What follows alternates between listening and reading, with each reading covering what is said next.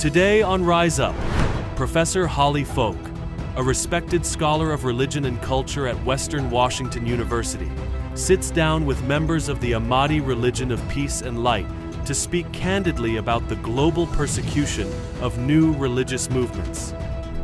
From academic insight to personal reflection, she explores the deep-rooted biases behind the term cult, the media's role in demonization, and why ignoring the rights of marginalized religious groups threatens everyone's freedom. This is Rise Up.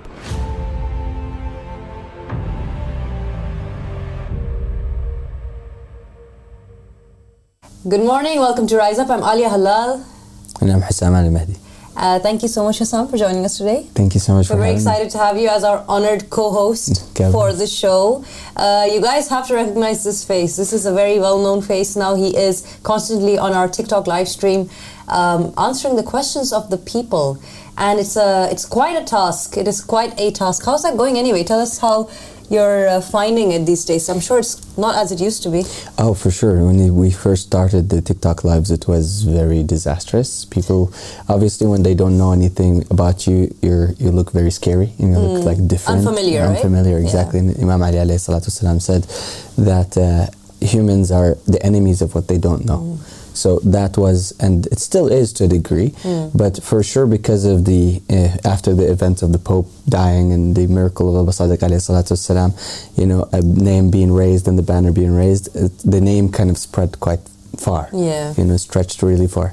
So people right now are mixed right now. Like we have lots of people who are coming just for curiosity. They are investigating, they're asking good questions. We had many amazing conversations on TikTok lives. And people are getting to know Abu Sadiq alayhi salatu wasalam and the dawah. No, I think that I have to say that you, Hussam, and the team that are out there on the live streams, on the channel and the programs, and taking the questions of the people and answering them, you've been very instrumental in actually making sure that the world is aware of who we are and understands. And as you said, it is an unfamiliar matter because it's a new matter, a new covenant. But you're breaking it down for the world and helping them understand who it is that we really are. And I think that that's really, really necessary so that that fear factor can kind of start to dissolve a little bit. And we are seeing that. We have seen that. It has been maybe a couple of years now since you've been on that with the team. And there is quite a difference. People know who we are and they're actually aware of our teachings. And that's wonderful. Yeah, it's amazing. It's really amazing the change that has happened on the ground. Lots of people know about the well. So when I ask, hey, do you know about the well? They say yes, like lots of people have heard it. And that was not the case once upon a time. That's something that was and still is to the majority of the people is something that they don't even know it exists, or they don't even know. It's not a mainstream idea. Yeah, exactly. It's not a mainstream understanding. Even though it's in mainstream books and it's supposed to be known, people don't know about it, and that's unfortunate. But thanks to you, Hussam, and many of the team here, the world is getting to know it, and we're excited to see what happens next. So many people are pledging allegiance every day. And speaking on that, today we're excited to be airing this incredible interview that we had the honor of conducting with Professor Holly Folk, who's a professor and major advisor on religion and culture.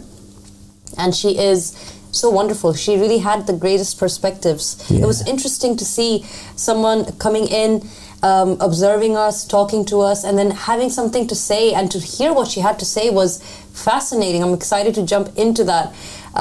So before we get into that, let's go to our community posts and see what the Ansar are doing around the world. We always like to check out what our brothers and sisters are up to. Let's go ahead and see it. Right, Colombia.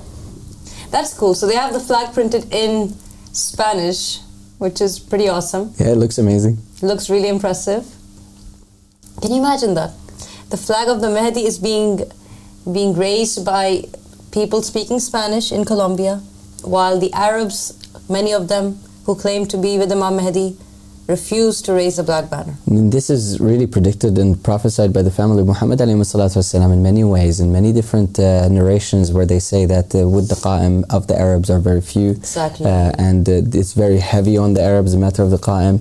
The banner of the Qam is supported by the foreigners more than the people who are being considered to be a part of this, the banner. Exactly. Which is like the Muslims or the exactly. Arabs. I mean, you would imagine, right? If say for example Jesus Christ returns back again, you would imagine the Christians to be on his side. Exactly. That's what the natural kind of expectation is, that for the Christians that he will become a Christian. He will be coming to call to what we believe in. Exactly. The Mahdi alayhi salatu wasalam comes and he's saying that Sunni Islam is corrupted, Shia Islam is corrupted. All of these sectarian divides have strayed far away from the true religion, and they don't even have the banner of the Prophet ﷺ, which is the banner of allegiance to God. Yeah, exactly. So it is quite an interesting and fascinating phenomenon that we're seeing. And as you said, Hussam, it's part of the prophecy that the different nations will be embracing the call of the Mahdi, while those who you would think would be on that call are unfortunately not. We do have people from Muslim backgrounds. You yourself and obviously. me, we were from Muslim backgrounds and we found the call. But we find that for the most part, the Muslim world is averse to it.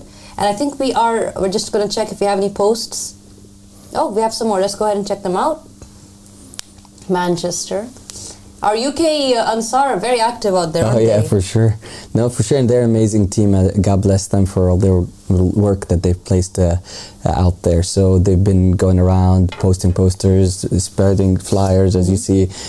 They're putting the legwork for sure. God bless them for that, They're doing also lives everywhere. They're talking to people. They're making content. They're reaching out. They're talking to people. Yeah, and many people came from them too. Like they came through them and they believed, and they've actually investigated the dawah from them. So your works as a believer outside, it actually works. It actually spreads the dawah.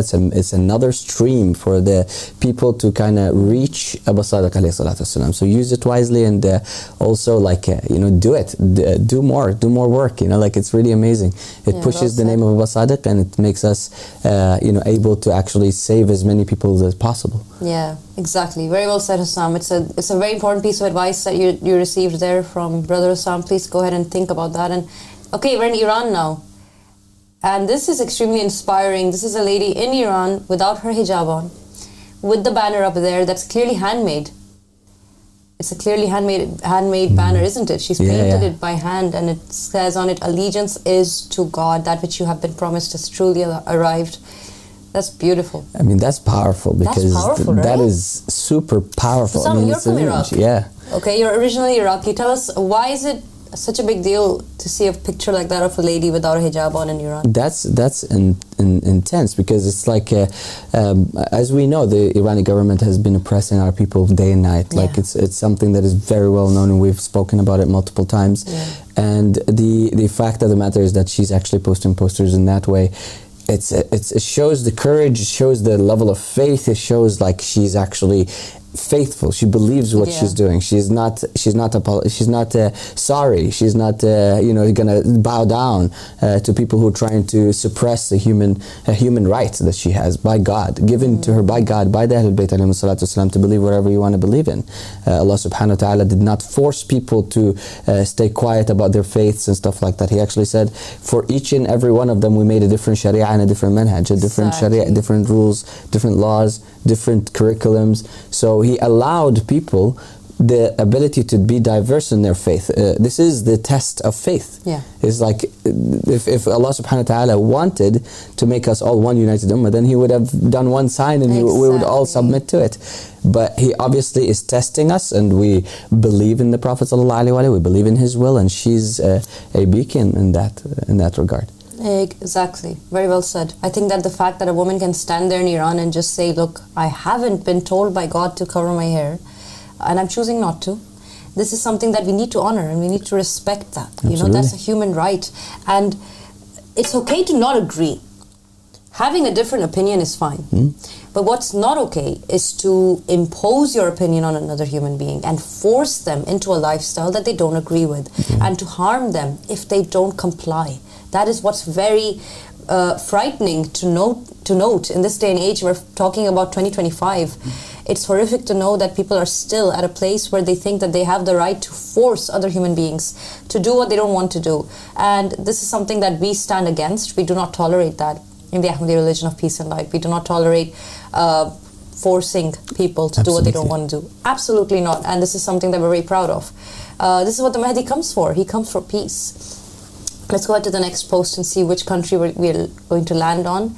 Australia. Yeah, that's amazing. That is amazing. That's all the way over to the other part of the world, you know. Like and yet the dawah is spreading there. The name of Abu Sadiq is spreading like a wildfire over there too. Mm-hmm. We have brothers who did amazing works by posting these posters and also going to mosques or Husseyniyat for the Shias, and they actually they did lectures there. Right. So you know, they've done amazing works over there, and postering inside of malls as well. Mm-hmm. If you remember that was amazing as well. Yeah, those signboards.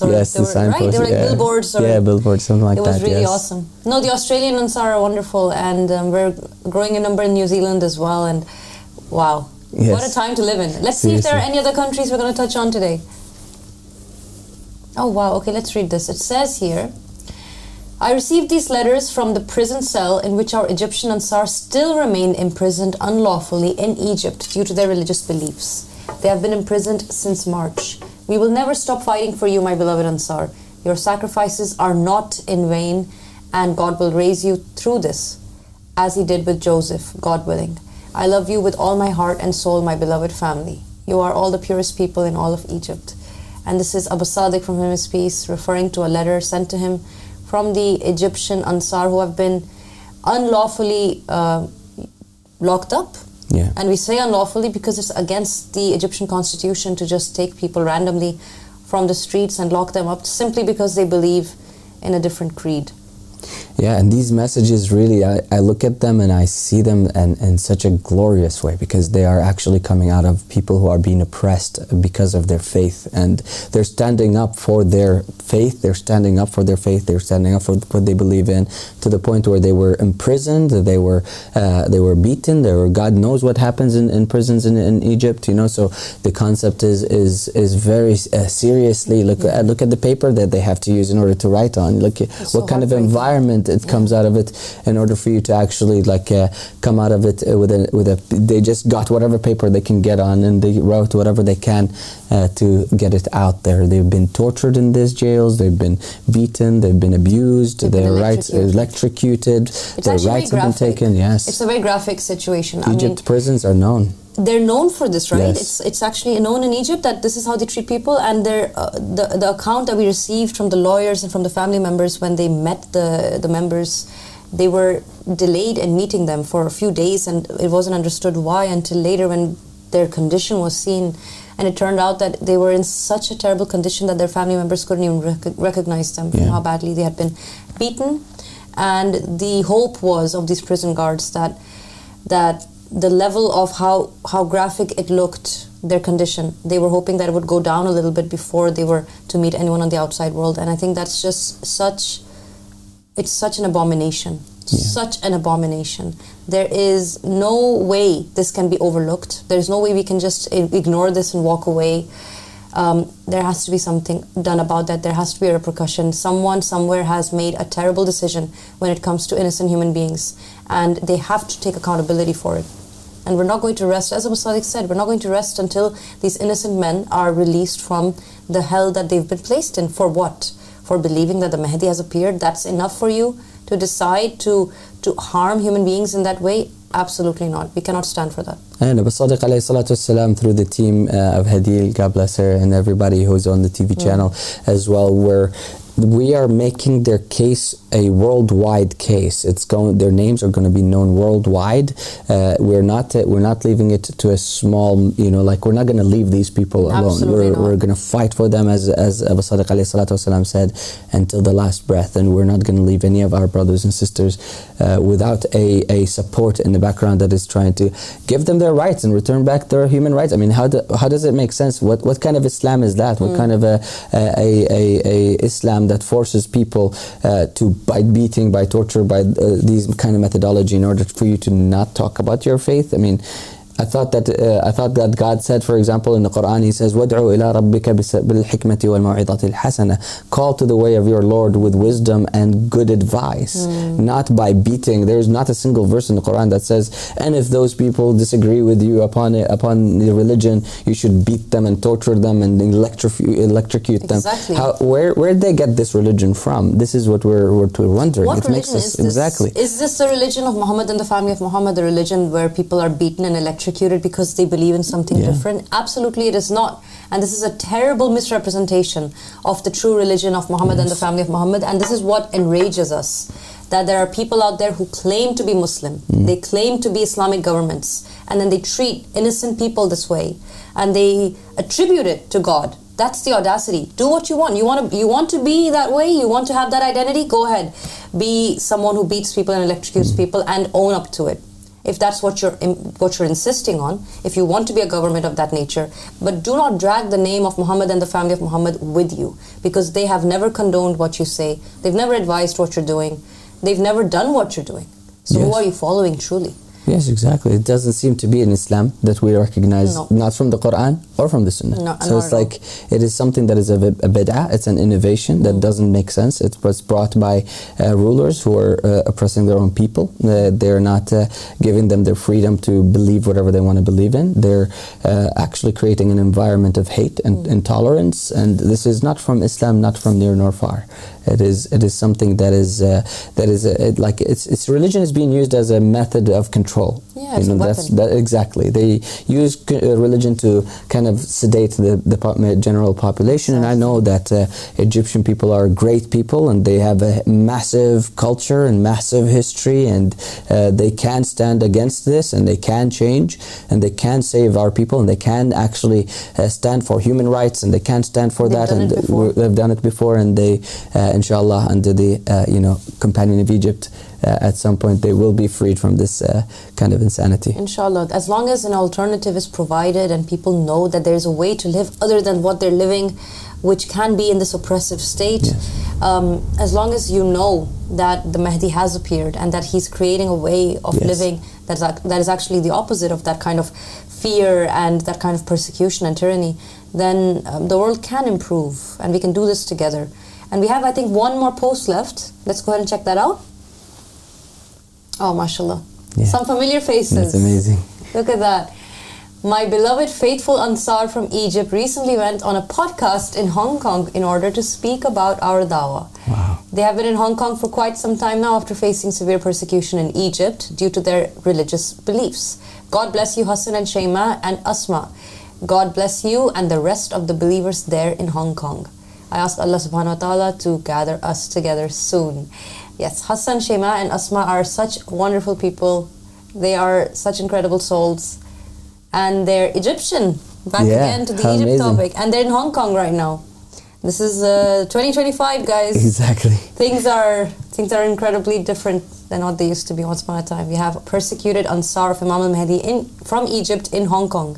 Yeah. The world is changing. The world is changing. Things are changing. Things are moving. Yes, and it's really amazing. Can you imagine having to go to Hong Kong and then just to be able to be freed enough to speak on your what pressure. A shame. What an absolute shame. Yeah, no, for sure. What's going on around in the Middle East against the Ahmadi religion of peace and light is no less than humanitarian disaster. There is we see that the Islamic countries have always stood against human rights. They've not proved that they stood for what is good. They've actually spread corruption in the land. Yes. Because we find the scholars which are the head of the snake. You could imagine. Exactly. That's where the poison comes. So the idea is that these scholars are the ones who are keeping the people silent. They're keeping the people silent against their oppressors. They're telling them it's okay to be oppressed. It's okay to live in poverty. It's okay while other people live in absolute insane amount of riches. They segregate people based on their own, based on how much of a confirmation do they have towards their teachings. And if you say anything against, say for example, if you say anything to expose a humanitarian disaster or humanitarian oppression against a people, a specific specific minority religion or a movement in Egypt, you will be imprisoned and beaten. That's the message that we get, because we are seeing it, and our people have proved this case. We have actual cases that of people of ours who just simply for having a different faith or criticizing in a constructive criticism against the oppression that is happening in the land, they immediately get taken down, you know. No, for sure. And it's happening in so many different parts of the world where you're not allowed to speak up on behalf of other people, even, because if you try and do that, it's immediately shut down and you're not supposed to talk. And it is very, very ridiculous, to be honest with you. And I think that there are enough good people in the world who recognize that that is not right. They really do. There are people who understand that this is wrong. The only issue is they're not sure what to do with that kind of information. They don't know.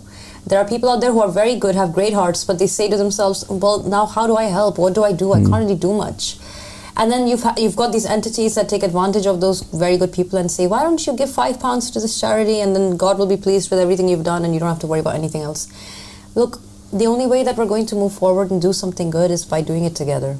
That's how it's going to get better. If like-minded people can get together and take care of one another, then we can achieve great things. We can achieve great prosperity, and we can take care of other people. And one of these great like-minded people is Professor Holly Folk. Yes, she's amazing. You know, she didn't have to sit there and speak the way she did, but she spoke from her heart. And you're going to see when we air this interview next, the way that she explains the fact that there is a very positive impact that the Ahmadi religion of peace and light has on the world. And this has to be embraced. It should not be demonized. It should not be something people are afraid of. They should be a little bit more open-minded when perceiving the religion. She's a professor of religion, which means she studied new religious movements. And in doing so, she has observed so many different communities and so many different groups. And she's observed how they're treated. She's observed how they've grown. She's observed how they're perceived and what is said about them or not said about them. And she's done all of these different studies, and in her experience, after all that, she's come here now, and she's observed the Ahmadi religion of peace and light. And her observations were so interesting to listen to.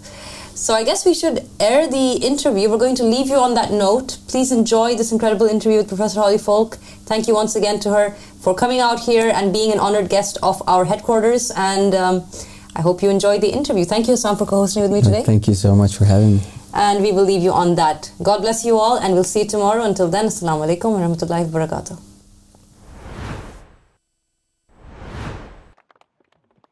Okay, hello everyone, and welcome to this extremely exciting event. I'm very, very honored right now to be sitting here. I have here on the panel two very incredible people. We're here joined by a very great guest who's been a part of our community now for the past few days. She's been a guest here, studying the community, studying the religion, the Ahmadi religion of peace and light. And she is a professor and a major advisor on religion and culture at Western Washington University, Professor Holly Folk. Thank you so much for joining us today, Holly. Thank you for inviting me. Thank you. Thank you. And we also have here a very dear sister of ours, a believer in the Ahmadi religion of peace and light for the last 14 years and a very close companion of all of us, our Human Rights Outreach Coordinator, Hadil Al-Khuli. Thank you.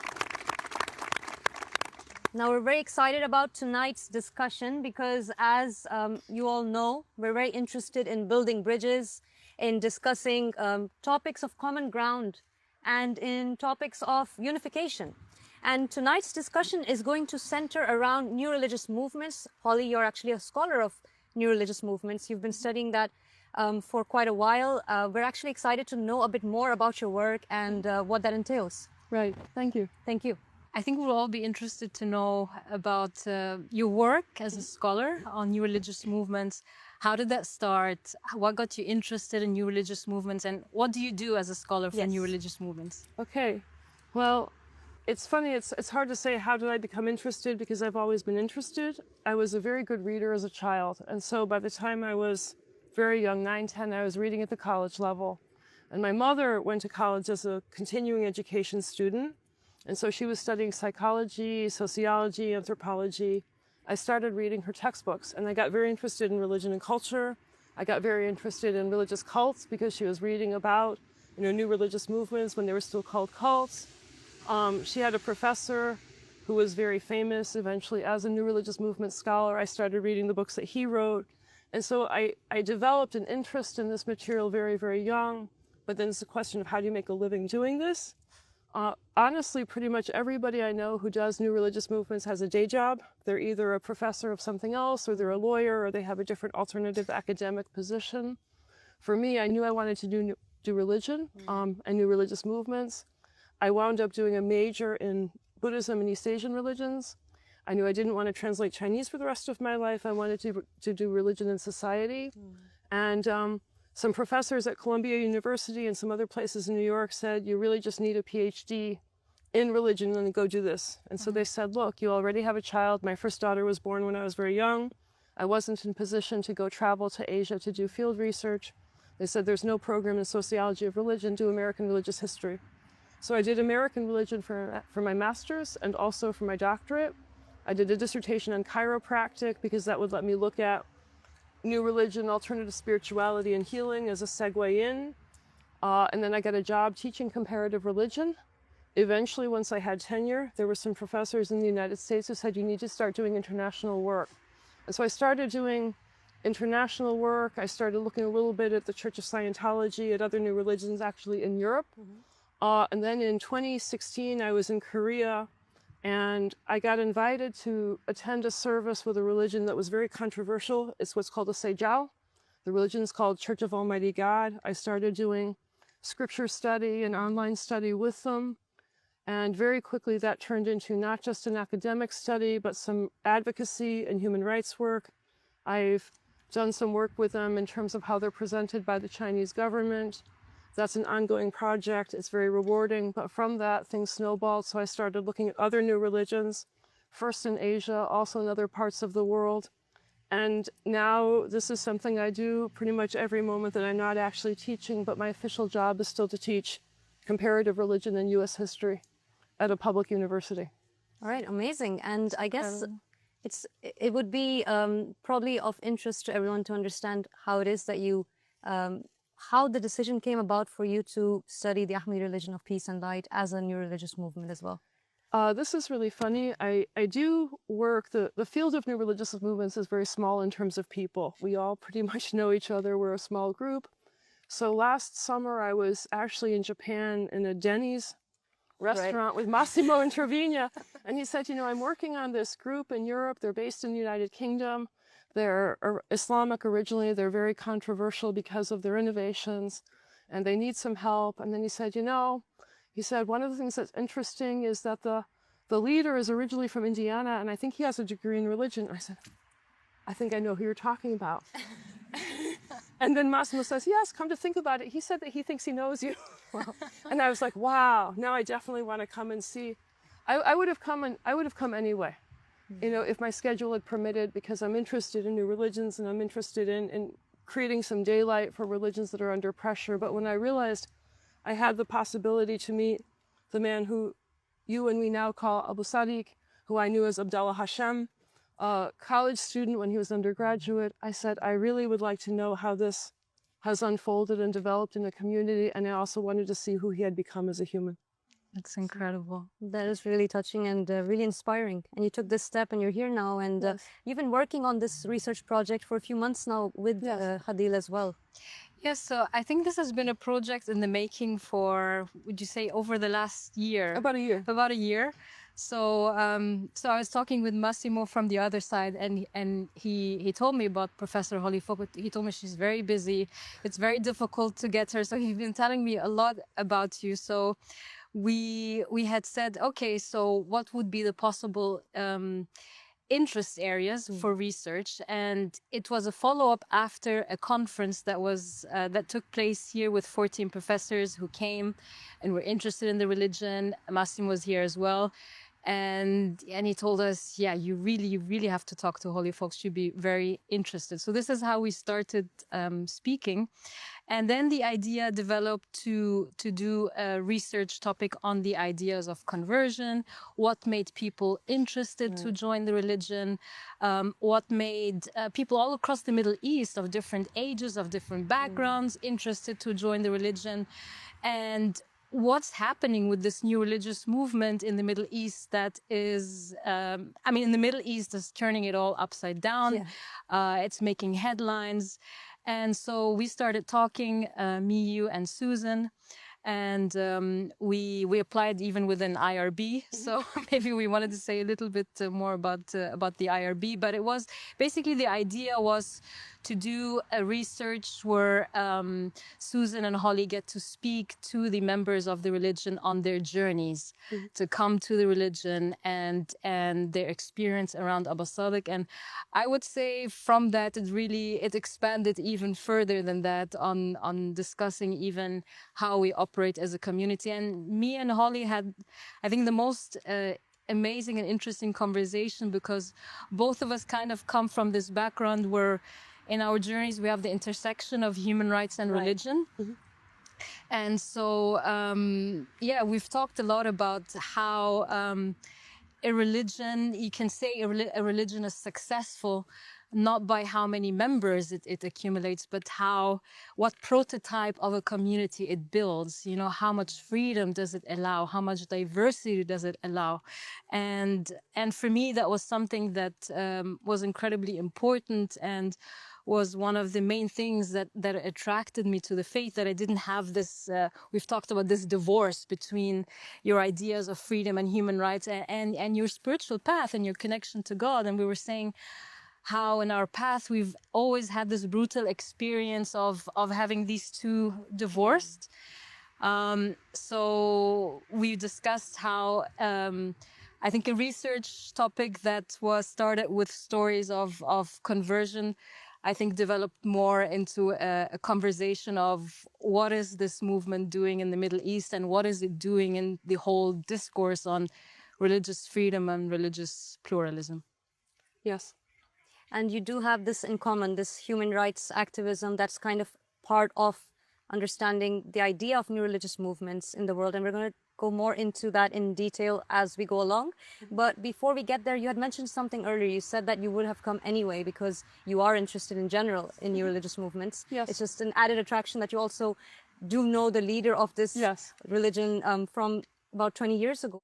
2007, so 18 right? years. 18 years. Yes. So I guess just out of curiosity, was there anything in particular about the Ahmadi religion of peace and light that attracted you towards researching it, or was it just a general interest that made you want to come and do it?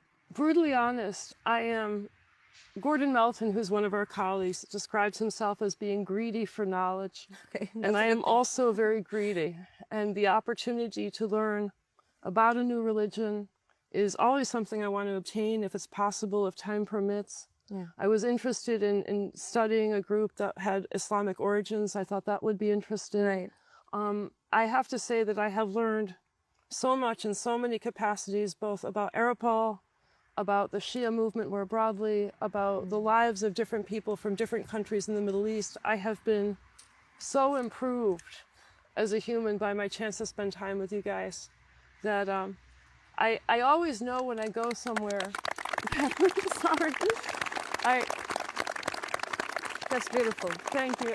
Everywhere I go, I learn, but this one has been especially just illuminating in so many capacities. And so I always go sort of like blind faith, blind knowledge. Something's going to show up that's going to be interesting.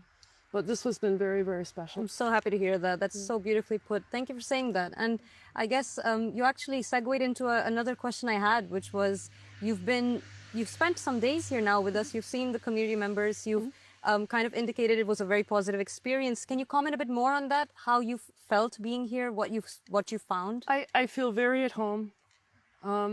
My terminology for your movement is a little different than your terminology. And one of the things that I really want to sort of say is, there are a number, not many, but there are some religions that have a similar gestalt to you in terms of being communitarian and warm and personalist. And these are terms that show up in the value systems of different religions that have that ethos of really attending to human beings.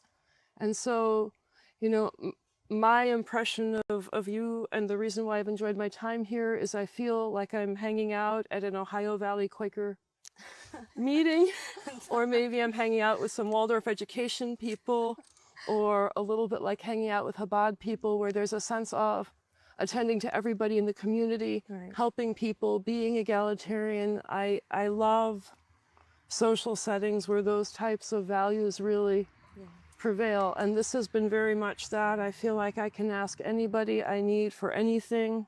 People have been very kind. People have been very helpful. They've attended to things I've asked for help with.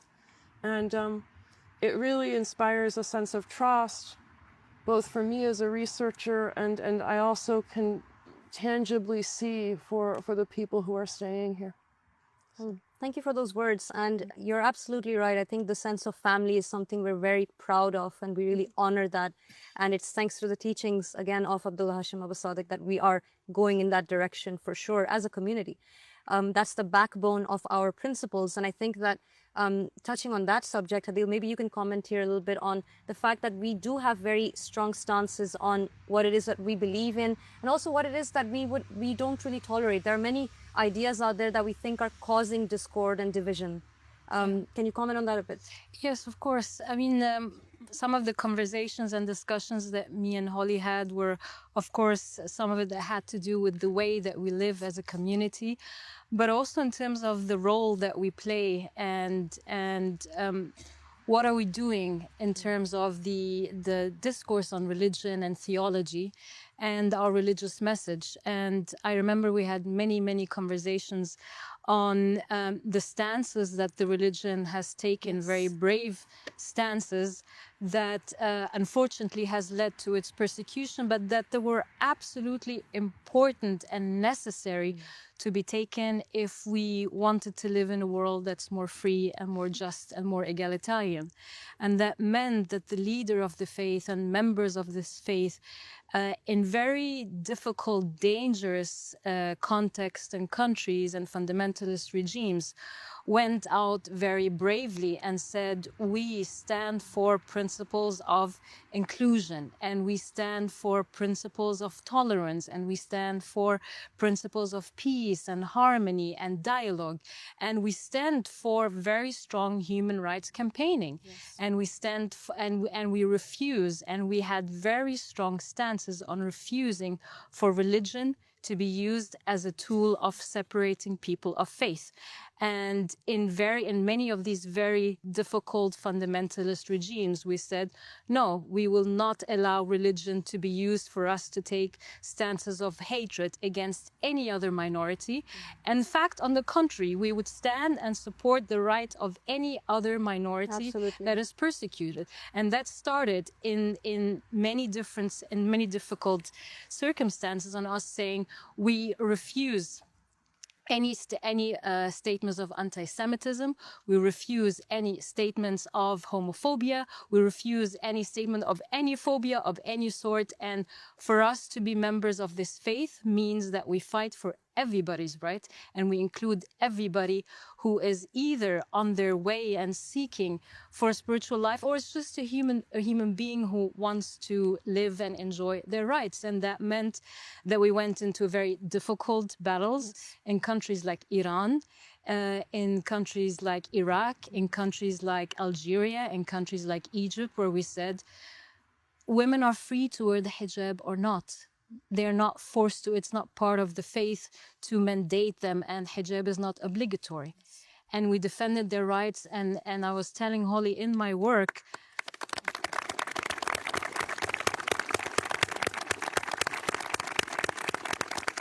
and I'm really thankful for Abu Sadiq for transforming human beings from removing any sort of fear in them to empowering them to ask for their rights. And that transformation, I would say, is the biggest thing I have seen in the Arab world from the Arab Spring until now. Absolutely, without a shadow of a doubt.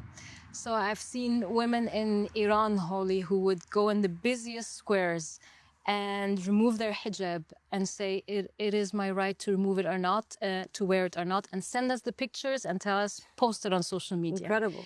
And I've seen members of the faith go into the busiest squares in Malaysia and say, you know, maybe I'm not an LGBTQ member, or maybe I am, but I'm standing here and I'm protesting in support of the LGBTQ members who are persecuted. And they are exposing religious fundamentalism, and they are exposing religious institutions that want to use religion, as I said, to just promote hatred.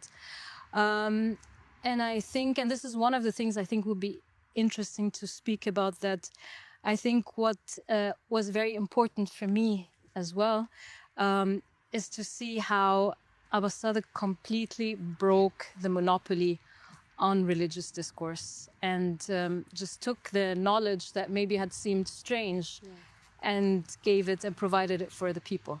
So yeah, we had many of these discussions. I would be interested also to, you know, maybe you want to comment or add anything on that.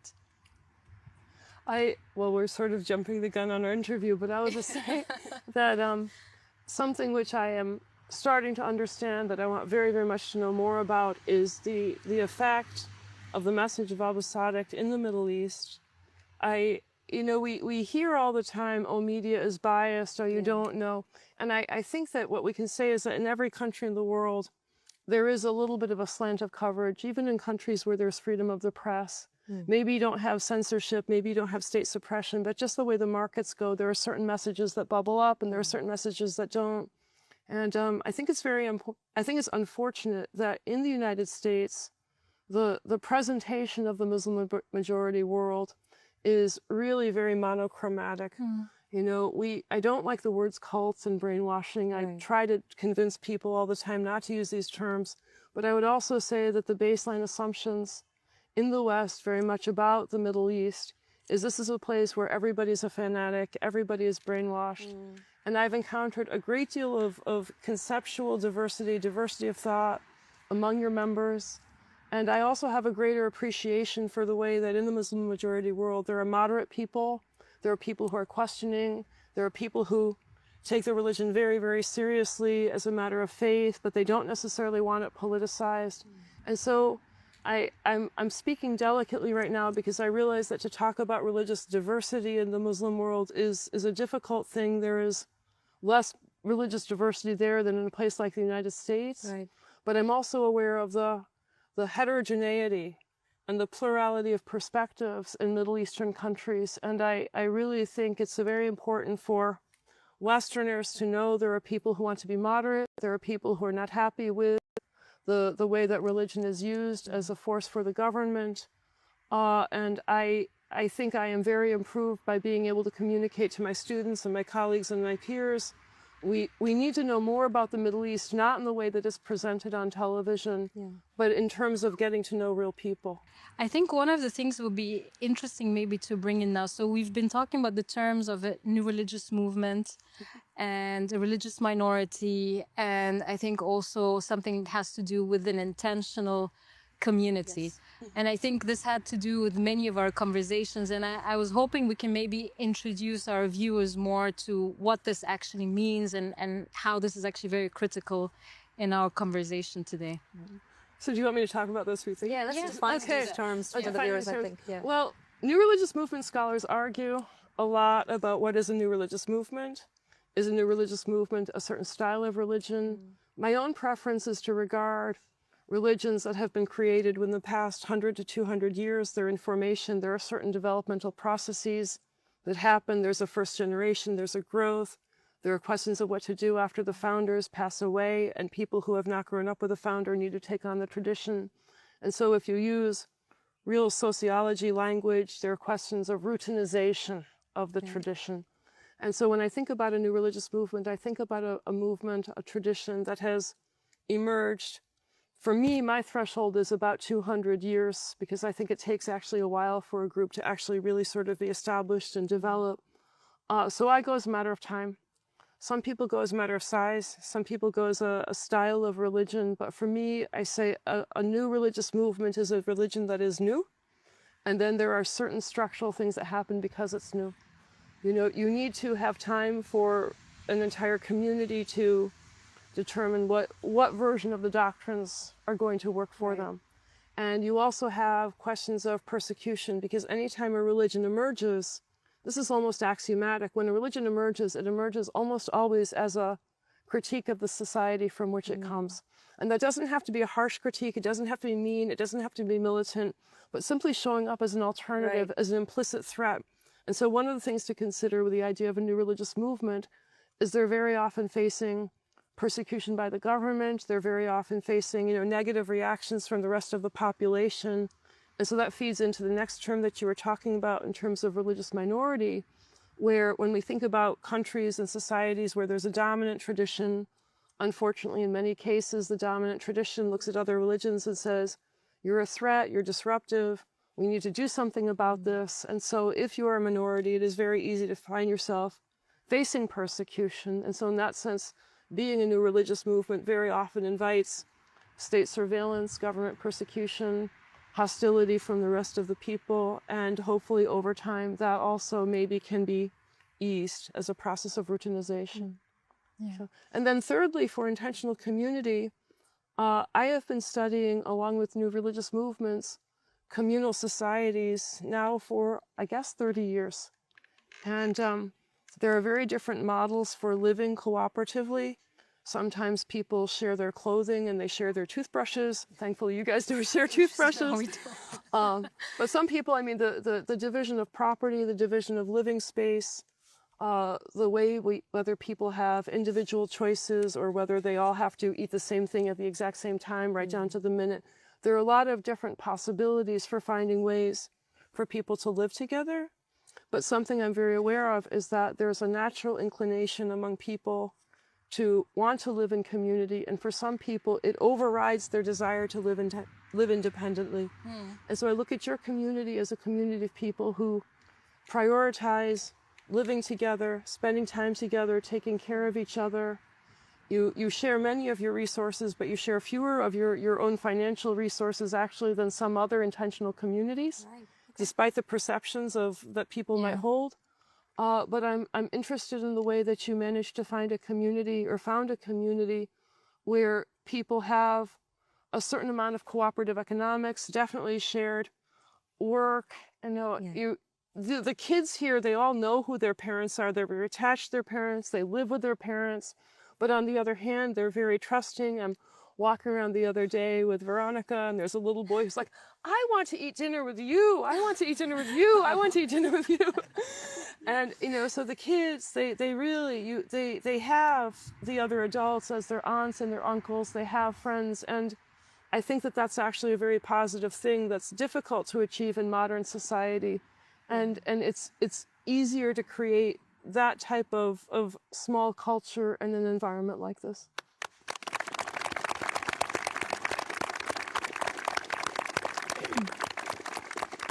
Holly, I wanted to ask you, you've mentioned briefly what it's been like being here in the community, what you've seen, what you've observed, and I'm wondering if you could comment briefly on, so you've seen what we're doing here, how we're doing it. So could you comment on a theological level on what you've seen so far, and I guess also on the idea of introducing new ideas to the field of religion in general?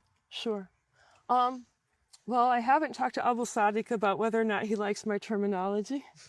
But sure, it's fine. Go ahead. I would describe you as obviously as a new religious movement. That is, in my opinion, I want to defer to your own preference for terminology, but I would call you post-Islamic. Okay. I would say that you are metaphysical. I would say that you draw on Jewish and Christian and Islamic teachings. You incorporate teachings from Gnosticism. You're clearly based in monotheism. And then the other thing I'm very aware of is you have a reincarnation-based theology, which in itself is very sophisticated and very beautiful. And some of the conversations I've had with people have been very tolerant of this. As a scholar of new religions, I am extremely aware of the isomorphism, the similarities between your theology and the theology of other new religions that are rising out of monotheism today. And so to say that there is a chain of succession with people who harbor a spirit that is endowed by God, that there is a transmigration of leadership and of soul from one important figure to another. People don't know this, but this is something that we find in certain Christian traditions. It's something we find in certain Jewish traditions. We find here. I find actually sometimes in non-Christian religions. And so as a scholar of new religious movements, I'm interested in what you're doing, but I'm also very interested in finding ways to create a larger conversation about what is actually happening in modern world religion. And I realized that to be a member of a tradition and to have somebody come in and say, oh, I understand you, or I think I understand you because you are similar to these guys over here, that's not the easiest thing for somebody who's a person of faith to hear. It requires a generosity of spirit. It requires a certain type of emotional strength to say, I'm going to hear countervailing information. And so the other night I was talking with some friends and I said, I hope you're okay with the fact that I have this pluralist understanding. I hope we can still be friends. And he said, we may not let you out of the house. We like you. So that was also really just great of like, okay, you know, there's room for me to do comparative religion. We didn't talk about this earlier, but I would say, you know, some groups can be so threatened by exposure to other information that they can be very, very hostile to education. Or, you know, they might say, well, it's all satanic knowledge. I've been told I am infected by Satan more times than I know how to count. People always say this with like a lot of like care. Like the reason why you believe this, Holly, is because you've been corrupted. But I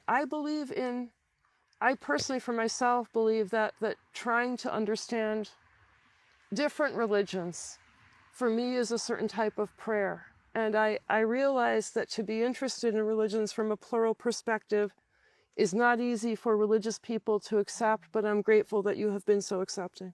Oh, thank you so much. Absolutely. I think that it would be very remiss of us not to accept you when we do share a lot of common ground in terms of the way that we approach the world and our views on how we should treat people. And that's really, we know this from our leader, Abu Sadiq. He always says humanity first. That's the way forward. And that's really the way forward in general for the world, if only people could agree on that.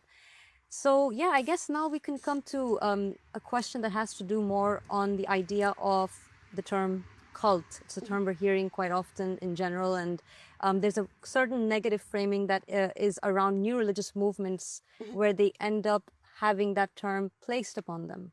So perhaps you, Holly, and Hadil, you as well, you guys can give us a bit of your comment on that. Sure. Well, I gave a presentation a couple of years ago called Cult as a Frame.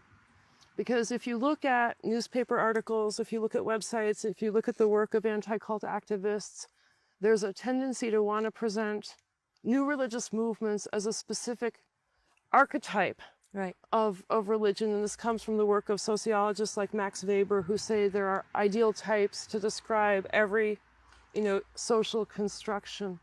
And so for many people, they want to say any religion that has interesting new teachings is a cult. Although for me, a cult is just a word people put on to describe a religion they don't like.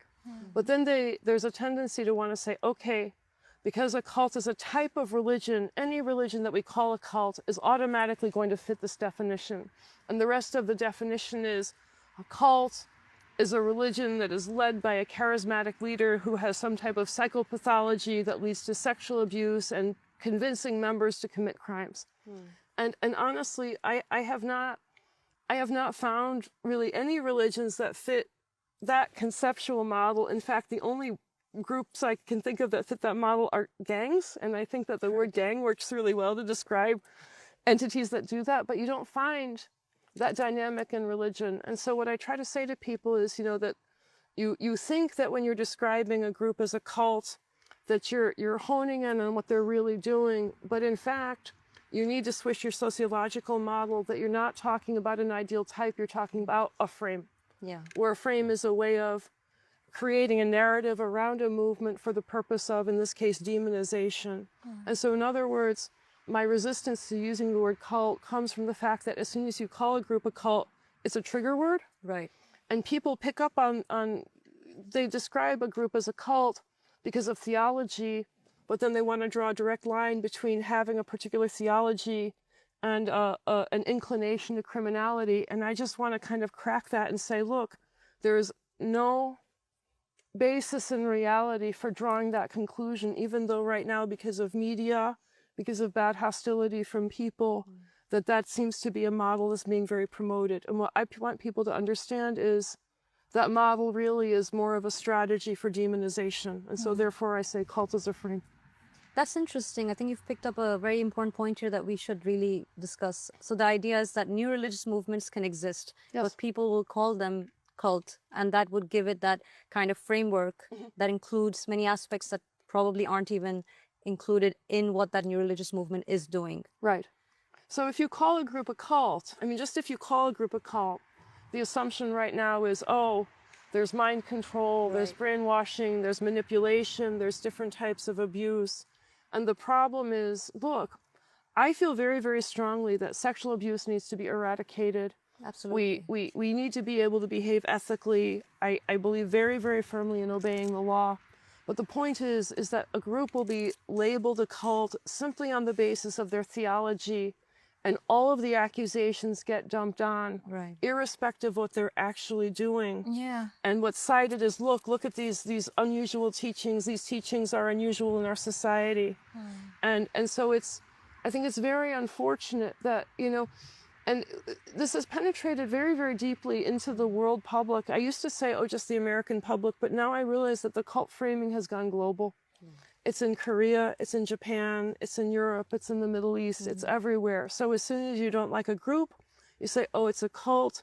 And then many people, because of what they watch on Netflix or what they see on TikTok, you know, or what they see on YouTube, they believe that the correct logical step is to infer, oh, cult, criminal. Right. I feel that that's just very sad. Yeah, it's a bit of an extreme way of looking at it, and it's very damaging, absolutely. Yeah. I would also say what comes hand in hand with this is at the moment you describe a religious minority or new religious movement as cult, you're assuming, as you said, many things of them, but the first thing you assume that they are completely separating themselves. They are closed off. They don't interact with the outer world. They're not interested in the outer world. They don't want to have anything to do with the outer world. And I think it's incredibly dangerous. And my experience working specifically on cases of persecution is that because of our progressive stances, the attack has been specifically from fundamentalist regimes, from disgruntled members who are Islamists, who are very upset because of things that we're teaching. And in the Muslim world, this translated in arrests. This translated in harassment. It translated into enforced disappearance. It even translated into fatwas or religious decrees being issued, calling openly for members of the faith to be attacked. Now, what happened, which is I think also has been now the experience in the West, is because these fundamentalist or Islamist voices are also trying to increase that scope of persecution even in Western context, they use as a tool this term cult. So it becomes a tool to demonize and to defame groups that are doing the very work that the West wants groups in the Middle East to do. Right, exactly. So there's always been, voices in the West saying that there needs to be more work for human rights in the region. There needs to be a bigger climate of freedom of expression. There needs to be more diversity. And then here you have a religion like ours that's doing exactly that. Exactly. But then, because of these fundamentalist forces trying to stop that, to attack that at any cost, they quickly go to the media and say, just label them cults. And then, before you even get a chance to have a conversation about the work that you're actually doing and how much you're changing the entire landscape, the entire, map of of religious discourse in the region, you find yourself battling or having to explain yourself and saying, no, you know, we're actually the exact opposite. And one of the things of the exact point of separation or being accused of being closed off is one of the things that we've talked about, me and Holly, and I think you were saying also that from your experience of being around us, you found the exact opposite, actually. Right. I don't think of you guys as separatists. And at the same time, I'm very aware of the way the word separatist is being weaponized in modern religious discourse. So you are very familiar with the problems that AROPL is facing in the Middle East. I am very aware of the problems that religions are facing globally because of anti-cult activism.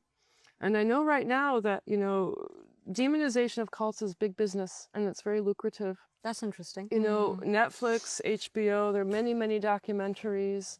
If you can expose a dangerous religion, you know, you sell papers, newspaper stories. And so in other words, there's a lot of incentivization for negative research on new religious movements, and there's an incentivization to present the worst possible case because the first person to get in at ground zero to death cult, you know, and so there's this sort of desire for people to sort of mount their career by presenting groups as very, very negative. And at the same time, we also see, even in sophisticated constitutional democracies, we see governments worried about state security. We see governments worried about, you know, what they don't understand. We see governments sometimes feeling like, oh, wow, we need to have more sort of power and control over defining the values in society. And so what I see with the word separatism is used right now as kind of a segue toward extremism. And so if you are a separatist, you are extremist. And if you're extremist, you are probably only a couple of steps away from terrorist. Right. And I'll tell you a couple of ways in which this has been weaponized in the past few years that are really sort of ridiculous. In several countries, including Germany and also Japan, those are the two I'm most aware of, the notion of not letting children watch television is a sign of separatism, and this is seen as being sort of antisocial. And I personally do not believe it is child abuse or separatism to say that kids cannot watch TV. No, it doesn't sound like it. Now, you don't deny, you take children, you show movies, children have access to videos and things like this. But even if they didn't, I would not think of it as a sign of being separatist or being antisocial to say my kids can't watch television. I tried to make sure my kids didn't watch much television. But the idea of saying, okay, I won't watch television, that is now going to be inferred as a symptom of being an extremist. That's reaching a bit, isn't that's it? crazy. And then the other one that really got me was last year with Massimo. We wrote a response to the Japanese government about the situation that the Jehovah's Witnesses were facing. And you can find this online in the JW documents. This is actually posted. This really happened. There was a group of lawyers who made a statement that they submitted to the Japanese government. We wrote the rebuttal. But in their statement, they say, well, the Jehovah's Witnesses are pacifists. And we understand this, but pacifism is a symptom of separatism. And if they're separatists, they run the risk of becoming extremists. And so even though they say they're pacifists, we worry they will become suicide bombers. Whoa. I'm not escalated. making this up. It's like truth is stranger than fiction. I'm totally serious. But the idea that to be a pacifist could be a symptom of, you know, incipient danger and terrorism is so crazy, but that's the type of logic that people will accept when they're talking about groups that they perceive as religious cults. Wow. Yeah. Yeah, because logic doesn't matter. Yeah, it does not sound logical at all. And it kind of brings us to something that Hadil had said before as well, which is that we are finding that there are these claims of slander being made by fundamentalists who are kind of very annoyed by the progressive ideas that we have. We also find that there are these ex-members who are a bit disgruntled and they'll have these comments that they want to make which are slanderous to media institutions that do fall prey to this kind of commentary. Yeah. And that does pose quite an issue. Yeah, I mean, one of the things we've seen, or one of the slander that was amplified, that we know has been coming definitely from fundamentalist voices, regressive voices, Islamist voices that have actually openly incited for violence against the Ahmadi religion of peace, right? Even here in the UK. And some of these, actually, most of these allegations, they fall exactly into that idea of a cult. So one of the things that was amplified in the media from fundamentalist sources is the claims that there is a concern over the welfare of the children, or that again, people are separated, closed off, are controlled, don't have any freedom in their decisions. That to be a member of the faith means they have to give up all their wealth and donate everything they have to the community.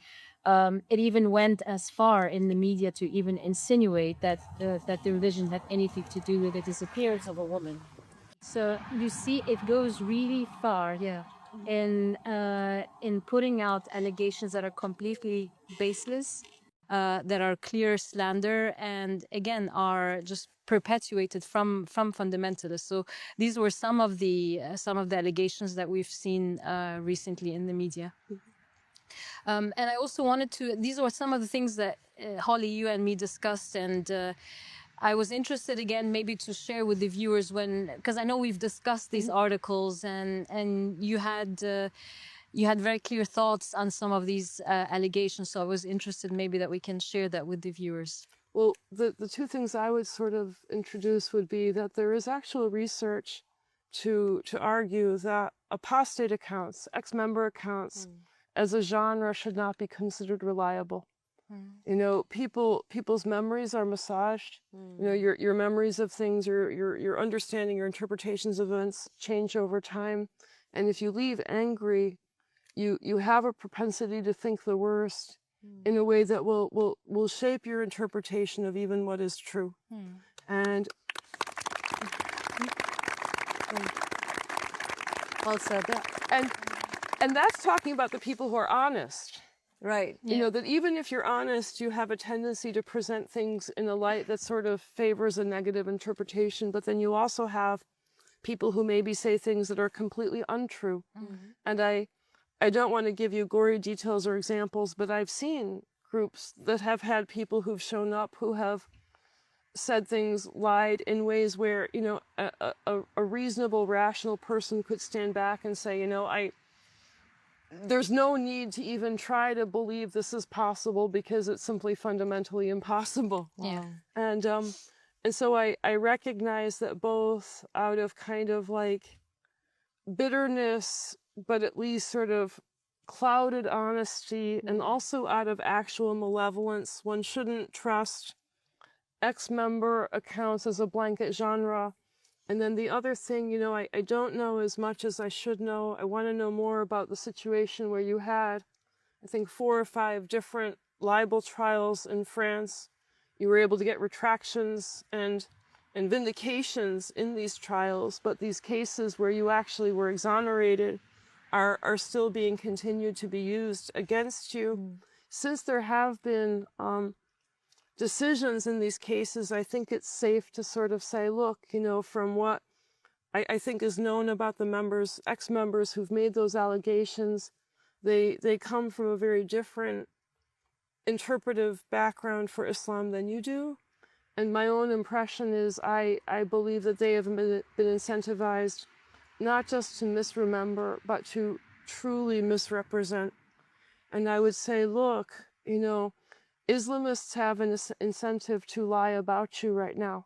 And so if a claim comes forward from a Muslim majority government that's already issued a fatwa, if there's a claim that's come from somebody who's left this community because they disapprove of your stance tolerating LGBT, they are already people who have taken a position absolutely antagonistic from your religion, and yet from a perspective within Islam, all bets are off. It's okay to lie about you in order to destroy your reputation. And I'll say one other thing. You know, we think, oh, lying is something that only human beings do. It's something that, you know, we should struggle to try to surmount. Governments can and do lie.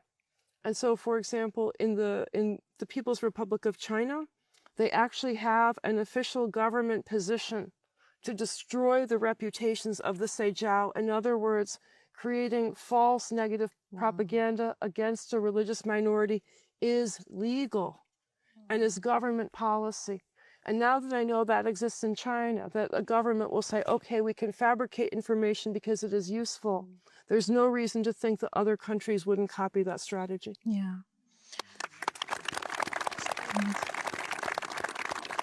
Absolutely. Absolutely. And one of the other things me and Holly, we've discussed a lot, so these are one of it, but another one really had to do with the welfare of the children. And I know that you and me had many conversations. You've been here, you had in your experience in the past days, you've talked a little bit about that. But I think it would be also interesting to go a little bit more into that. How have you perceived your interaction with the children, but also your interaction seeing how the children are growing up here? I think the kids are having a great childhood. I look at the way that they're able to be free range. Yeah. It's like the best of the 1970s, when the 1970s era neighborhood is still sort of functioning. The kids definitely know their parents, and the kids live with their parents. There's no question of the kids being attached to their parents. But the kids also know that they can trust the adults in the community. Yes. Some of the kids have been very warm to me, looking me in the hallway, things like this. I've gotten to know a few of the kids in a way where I feel like I really know them as people. Oh, there's Nirvana. It's just absolutely awesome. I think the kids have a really positive childhood. They're supported here. The security is here for their safety. I think it's very important for people to know that you're already taking preemptive precautions to prevent unsavory encounters, between any adult. I don't think that these exist in the community, but you're taking proactive measures to make sure that children can't be taken off into a situation by themselves where something unsavory might happen. You're very aware of those types of risks just in general in human society. I saw two little girls playing with a shopping cart the other day, and they're bashing it against the side of the building, and it looks like, oh gosh, one of them's going to fall out. The security guard comes up to them and says, "Where's your driver's license? If you don't have a driver's license, get out of that shopping cart. You can't drive." Great question. Puts the kids down. They run off. They're happy as kids. There are people who are checking in, who are supervising, but they also have freedom to interact with each other in a way that's very, I think, very positive. Yeah. So you're really enjoyable. And I want to say one other thing, because I've been thinking of this, I'll let it all hang out. The Guardian article ran a couple of days ago, and one of the things that's featured in the Guardian article is a concern about your fence. And I want to say two things to consider about the fence. The fence and the gate were here before you were here. And in that sense, the fence and the gate are historic to the building. And when you tried to change the fence, you encountered difficulty from the local zoning people.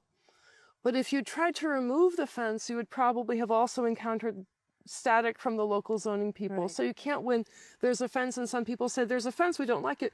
You didn't put in the fence. If you tried to take out the fence, somebody would say, don't take out the fence. Right. So the fence is an inevitability because it's part of the property.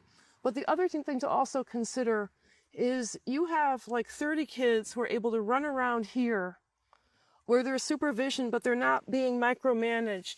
And if you didn't have some type of gate, there would be kids who'd be like, let's go to the park. We don't have to tell them. For sure, absolutely, they would do that. You'd have two kids who are like, we can ride our bike to that gas station and get candy. And so in other words, the fact that the fence is there, the fact that there's a guard there, just to make sure that no toddler wanders away, means that these kids have such a large property to have friendships and bonding and be independent. And they come out, they go to library day, they do outings with their parents, they travel with their parents sometimes. This is not like they are locked into this facility. But, daycare centers have gates and have people watching gates. And my daughter, when she was 2, there was one day I'm getting ready for work, and she just leaves the house and goes and gets in the car. And now it's like, where's Annika? Where's Annika? And I go out and she's in the car, but there's a police officer who's like in his car watching the fact that she's left the house. And I realized, wow, it's really good the police officer were there. I took my eyes off her for 1 second. She could have walked all the way down the street. Wow. And for you guys to be saying, look, we want to make sure that these kids are safe. We want to make sure that they're not wandering out onto a busy road. I think that the fence is not here to be separatist, and the fence is not here to lock anybody in. And to the extent that the fence is here both for security in terms of worrying about people who've harassed you, and also saying, look, we don't want toddlers walking down the sidewalk, and we want the parents to be able to feel, oh, my kid is playing outside the window, that's okay. Instead of saying my kid's playing outside the window, but I have to worry that they're going to walk to the front of the property. Exactly. I think that's very reasonable. It's a reasonable situation. I think you've described it really well, and it's unfortunate that people don't understand it that way, but I hope that when they hear this, if they didn't know that before, hopefully that will help them understand it better.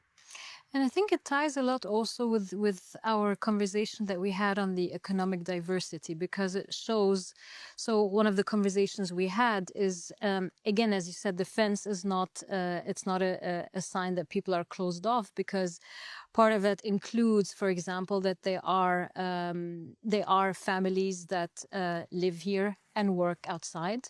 There's a diversity in the lifestyles that people had and that people have, and it ties in with again some of these allegations that I've mentioned before that say you know, you pledge your allegiance and then you have to give up all your wealth, and this is the only way to come in, which is of course absolutely a lie.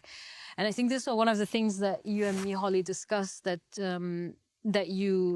that's not the constellation, that's not what you found here. Right. And there are communities that are very functional communities, both things like the Catholic Church. If a woman joins a convent, she brings her savings as the equivalent of a dowry historically. There are communities where, you know, if somebody joins the religion and they decide to adopt a communal lifestyle, the expectation is, yes, sign over your house, sign over your bank account, sign over all your property, you'll receive a stipend, a small amount of money. And for people who want to make that choice, I believe they have that right.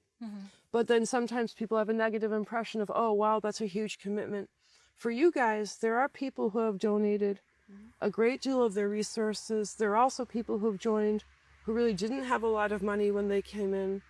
And as you said, I mean, this was one of the surprises for me because since I study communes and utopias, communal societies, I was sort of working on the assumption that, yes, when people joined, they made massive, massive contributions. And in fact, some people have done that, but other people have really been able to retain, for the most part, an independent economic life. And for them, you know, maybe they have a job in Crewe, they have their own house or their own apartment in Crewe, they're covering their own expenses.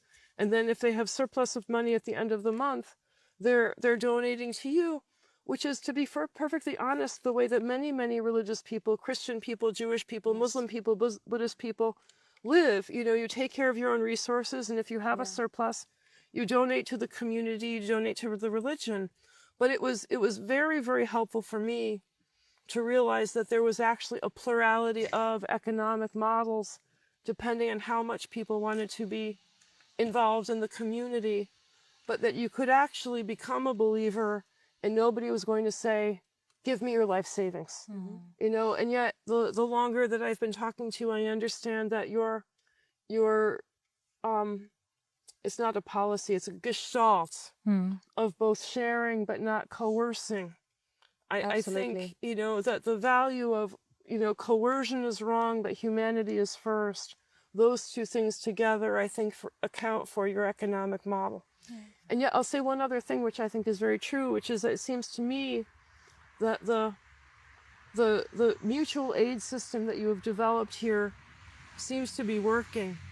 You know, people are not deprived, people have decent clothing, they have access to cars when they need cars. If somebody wants to go downtown for a night just to go out to a movie and maybe get a drink, they can say, look, make sure that I have, you know, 20 pounds in my, you know, debit account. So if I want to go to the movies and get a drink, I have money to do it because I'm going downtown. And so in other words, I've had a lot of discussions with people about getting what they need.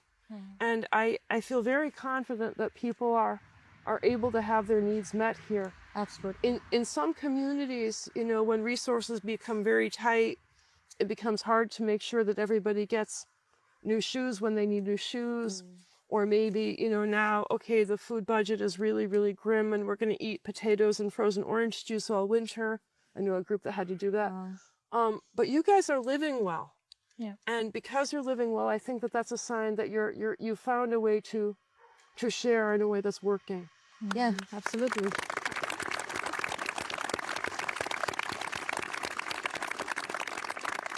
And the other thing I've also learned that I think is very important, and Hadil, this was something that you said to me, that when donations come in, donations are used to continue the message of Abu Sadiq, but they're not used for the living expenses of the members here. And so if a believer on the other side of the world sees you guys, and comes up with a money order or a cashier check and sends this to you, nobody's saying, oh, we can have a pizza party. Exactly. It's, oh, no, we will throw this money into the evangelism for a movement. And if we're going to have a pizza party, we're going to do it with the resources we earn from people downtown. Yes. Or, the contributions to the general fund from people who are already on site. But you're not asking the members who are overseas for money to pay for your lifestyle. And I think that's very important. Yeah.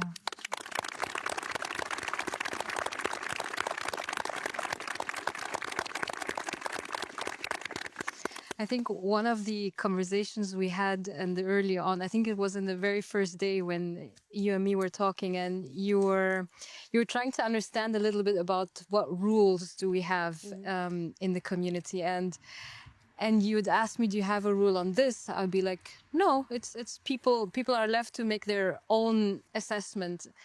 And she'd say, but do you have a rule on this? I said, not really. People choose, really.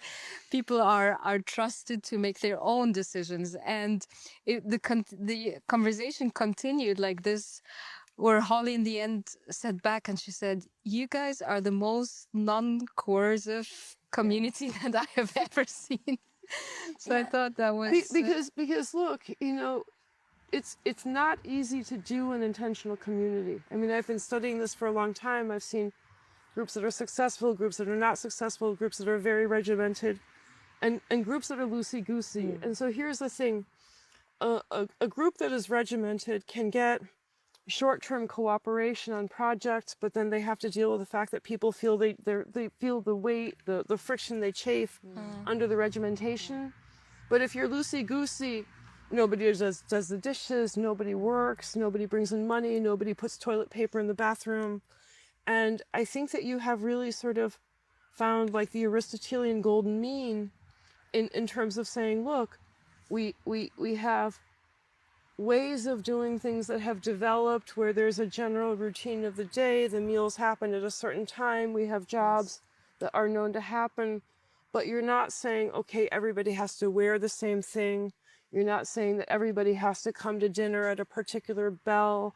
You're not saying, oh, we have a ban on newspapers and we don't let people watch television or something like that. That people really do have a lot of personal space for decision making. Yes. And yet at the same time, I'll also say this. I've talked to communal people in many different groups, and my own perception is that there's a certain temperament that correlates very well with being communitarian. You have to care about people, and you have to be easygoing about, the sort of small thing difficulties, little issues. You can't be a petty person. And so in that, I mean, I really see that too, that you guys are sort of just kind of a little bit generous with each other. And I think that that's actually also a very positive thing if you're going to want to do communitarianism. Yeah, that's really well said. And I think that it is a reflection because everything you've described right now in terms of how we live and our ideals and our principles, and Hadil can testify to this, is how we've always lived. From the beginning of how this community started. And it's a reflection of what we've learned from the rise of Abu Sadiq. It's basically a continuation of his teachings that has led to us knowing how to make it work to the ideal standard that it is, thankfully. And it's getting more and more prosperous as time goes by. Yeah, since 2011. Yes. And actually, can you share with us, this was so interesting, you were, before coming here, you shared with me and Alia this threshold about when a society becomes successful. and it was around the 15 years. Yeah. Tell us more about that. So there was a famous book that came out in the early 1970s called Commitment and Community by Rosabeth Moss-Kanter, who's a professor at Harvard University.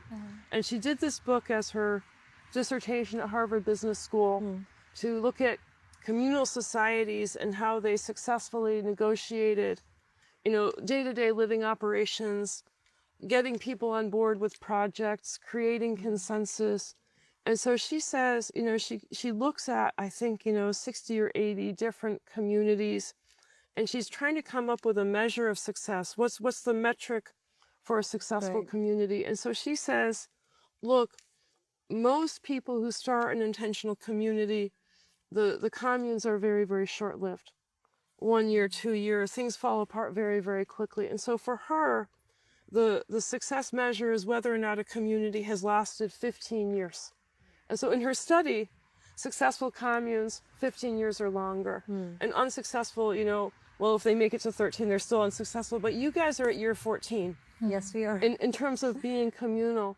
And so you are very close to hitting Kanter's metric of, well, if she were to evaluate you, she'd have to say, okay, you're a successful community. How are you doing your decision making? What is making you successful? And then I would say what's funny is, compared to what Kanter creates, is like, the success recipe, you are breaking every rule. You don't ask people to sign away property. You don't tell people they can't read newspapers. Not at all. You don't segregate women and men. And so in those, you don't require celibacy. And so in all those respects, you accord people a great deal of the opportunities to live a normal life. And then I go back to the fact that there are people who feel happier when they're living with people. There are people who feel happier when they're not living an isolated, independent nuclear life where the focus is my own bank account, my own retirement, but rather they want to be with people. And I realize this is not the dominant model for human society, but it's also not abnormal. There are many people who choose to live the way that you do. And it's not a pathology. It's not a mental problem. Yeah. It's not a dangerous worldview. It is honestly a difference in temperament. Yeah. And I think that that's actually sort of key. It's temperament, because I keep on asking people, what do you do for downtime? And I keep on saying to people, I listen to all this old time radio. It's like headphones in my ears all the time. But the most common answer, I've heard from people, I like watching crime shows, I like watching Netflix, I like watching Fawlty Towers. So I know that you guys are doing sort of air quotes normal entertainment. But the most common answer I receive from people of what they want to do with their free time is like, we like to hang out. Yeah. We like to hang out with each other. There's always something fun going on. And that's a natural human tendency. And, some people find, I myself am somebody, I sometimes feel like I need like 5 hours of silence a day because I'm a writer. But there are other people who, they just are much, much more fed by being, around other human beings and spending time with other human beings. And communities attract those types of people. And so the people who wind up in groups like this, it's not burdensome to be living in a community. It is fulfilling. And my sense of things is that the people who have come here, they've come here out of love for Abu Sadiq. They've come here for the message, but they stay because they like the community and it feeds them. Because if that were not true, they would still be living in town and just watching the arrivals on YouTube. Yeah.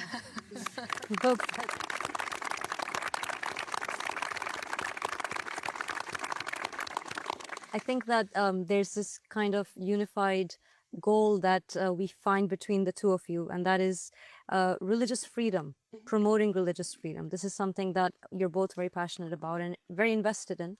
And I think that in light of the conversation we've had right now about new religious movements, the idea that they do play a part in advancing religious freedom. Can you comment on that? Do they, and how do they do that? Well, new religious movements are very often persecuted for their beliefs and their practices.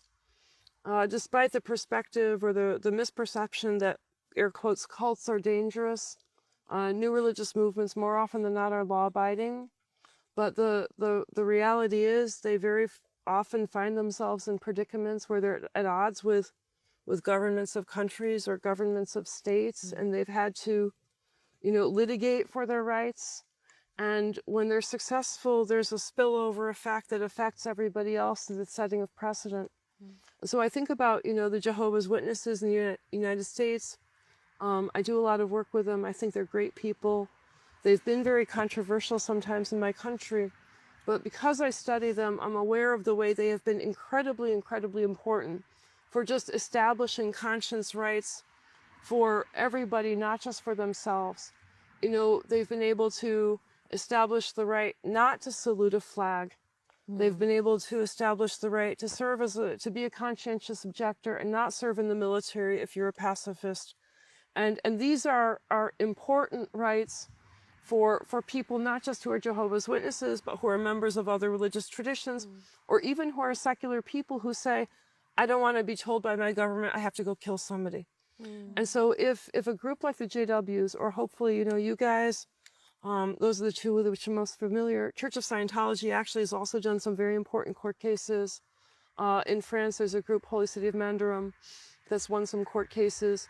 And when a group is willing to fight for its rights and win, it creates a little bit of a firewall, that sort of creates a greater shield of protection for other religious minorities, but then also for other secular people. So Ali, I apologize. I'm going to jump into the other question that's attending this. Please, still go ahead. And that is the risks that one runs when you ignore the concerns of religious minorities. And that is that it's been my own observation that in every nation where there is government persecution of religious minorities, there is also persecution of secular activists. And so you look at a place like China, you look at a place like Russia, you look at a place like Iran. Religious minorities are persecuted, but so too are LGBT activists, environmental activists, absolutely. people pushing for democracy. And so I live in a state where there's a lot of ambivalence right now. I live in Washington, which is very progressive. Ambivalence about religion and society. There's a perception that maybe religions are innately intolerant. Young people in general are sometimes very ambivalent about spirituality. Maybe they've been raised in a strict religion and now they're in college and they're leaving it. So I'm always trying to talk to my students and I say, look, even if you're not a religious person, you should care about the fate of religious minorities, because if you don't care about the fate of religious minority, you are facilitating the creation of a system that really genuinely will go after you too. And so in other words, whether you're religious or not, whether you're a member of an established religion or not, whether you're a secular religion or not, person or not, religious freedom should matter to everybody. Right. Yeah. I love that. That's amazing. Beautiful.